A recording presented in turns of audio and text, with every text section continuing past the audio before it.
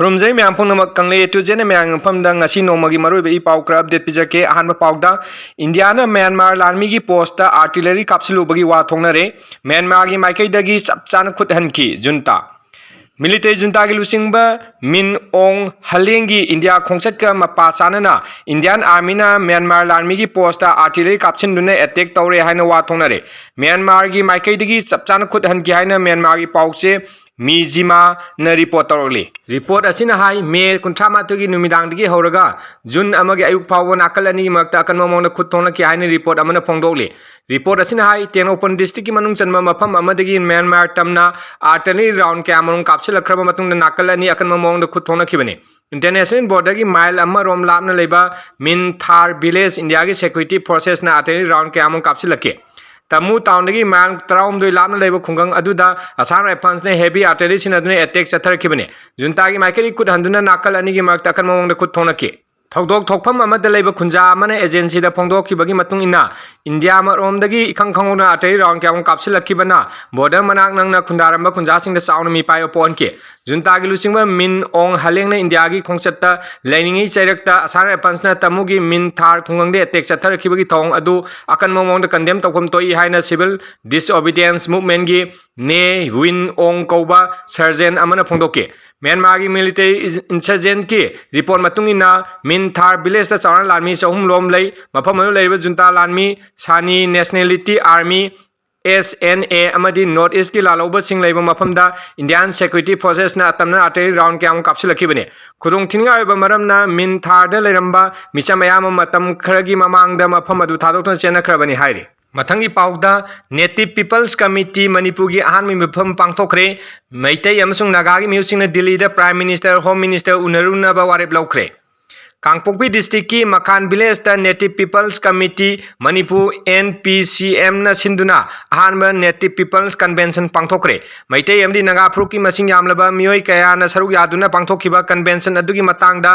NPCM की convener असांग कसरना पाउमिसिंग हाई मणिपुर की पुआरी दा जेलहौमी जेलो फुरुप सिंगी ओइबा मिफम अमा पांथोकपसि सिंथानिंगाइने मिफम अदुदा लौखिबा वारेप सिंगी मतंगदा हाई सस्पेंशन ऑफ ऑपरेशन सु एरोग्रेट तौबगा लोइनना मणिपुर दा मिकोक्तिबी थबक पाइखटिंगेदा national registers of citizen NRC हाना अपडेट तौगदबनी स्टेट असिदगी असम राइफल्स लौथोखिगदबनी हाइना सुमियांगी मिफमना वारेप लौरे हाइना मांगना फोंदोके NPCM ना अथुबा मतमदा नागा अमदी मैतै लेजिस्लेचर सिंगी खना नैनाबा मिफम पांथोकनाबा थौरांग लौखलगनी असिगी मथक्ता मणिपुर की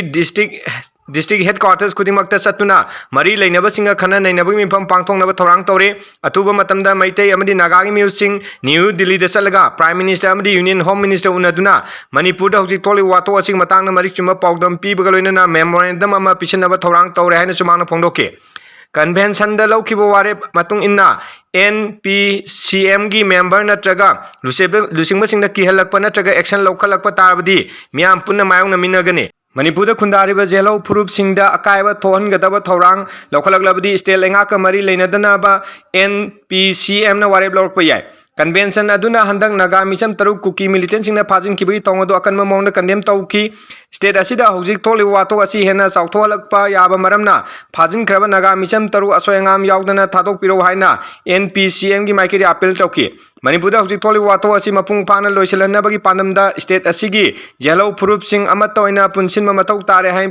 वारेपका लोइनना कन्वेंशन अदु लोइसिनकी ngasiगी तौरम अदु रिसोर्स पर्सन ओइना मियोय मरीना वांगांकी मियोय मरी अदुदी रिटायर्ड IRS के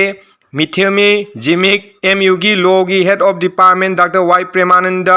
डेमोग्राफर डॉक्टर RK नरेंद्र अमसुंग Indira Gandhi tribal university assistant professor Homen थांगजमनी हाइरी मथंगी पाउदा कुकी सिंगना नागा मिसम तरुक फाखिबा वाकत कमीशन रजिस्टर तौखरे नागा मिसम तरुक फाखिबा मतंगदा मयांग इम्फाल थाना वांखै लेखाइदगी असेम रोशन कौब मियोय अमना थांगलकपो वाकत national commission for schedule tribe ना ऑफिशियल ओइना रजिस्टर तौखरे इंडियन कॉन्स्टिट्यूशन की आर्टिकल 459 A की मखादा कमीशन मराल लेजदबा मिसम फाखिबी वातो असिदा मियंग चंगबियु हाइना वाकलखिबने हिरम असिग मतंगना मिसंग मिखाई नाइदबा मोंगदा इंक्वायरी चथबगा लोइनना फाजिनखिबा मियोयसिंग अदु असोयंगाम यावदना थादोंगनबा थौरांग लौखटपियु अमसुंग चेनरिबा मियोयसिंग मथक्ता लोगी अकनबा चैराक पिबियु हाइना वाकटके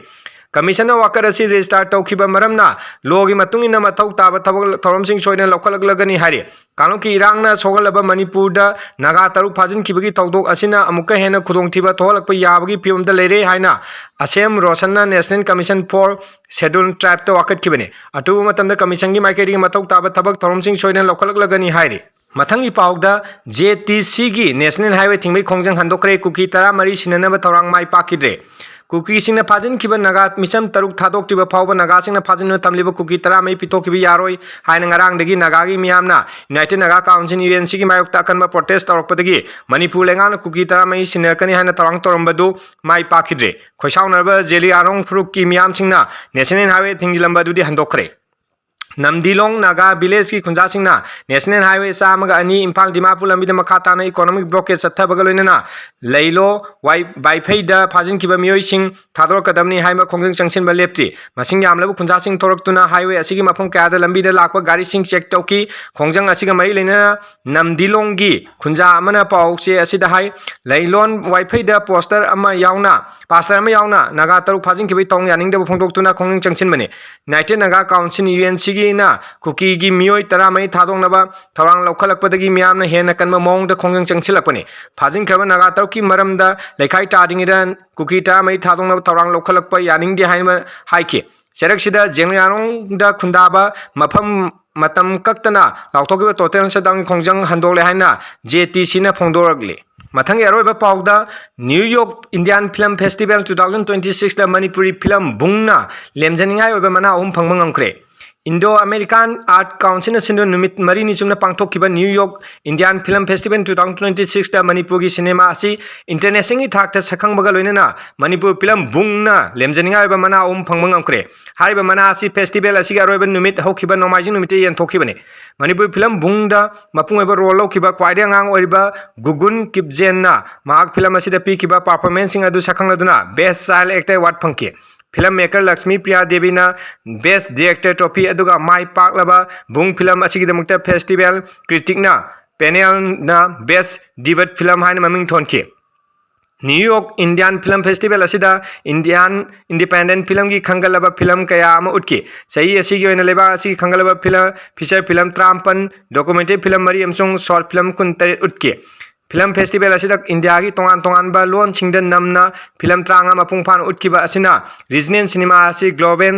एरेनादा हेना पाक्थोक चाउथोकपगी ममी अदु चाउना तारे फेस्टिवल असिदा क्वाइदगी मयेक सेंगना उलिबदे मतौ करमना लोकल गिबा स्टोरी कया अमा नेशनल बॉर्डर लान इंटरनेशनल एरेनादा बाबोक सिंगी पुनिंग मपुंग फान चिंगसिनबा ngamkhiba asine panba yabdi manipuri film bung asi international south asian film festival 2024 canada 55 सुबा international film festival of Indian 30 सुबा Asian Pacific screen award 2024 Australia Indian film festival of Melbourne 2025 अमसुंग 18 सुबा British academy of film award लेमजनिंगा ओइबा मना क्या फंखरबनी पाउसिंग असिगा लोइना नंगासिगी मणिपुरी पाउ पिजे मतंग सिन लोइसिनजगे मैम पुनमना चैनल सिउ नुंसिबिन लाइक शेयर एंड सब्सक्राइब तोक्सनबियु थैंक यू ऑल।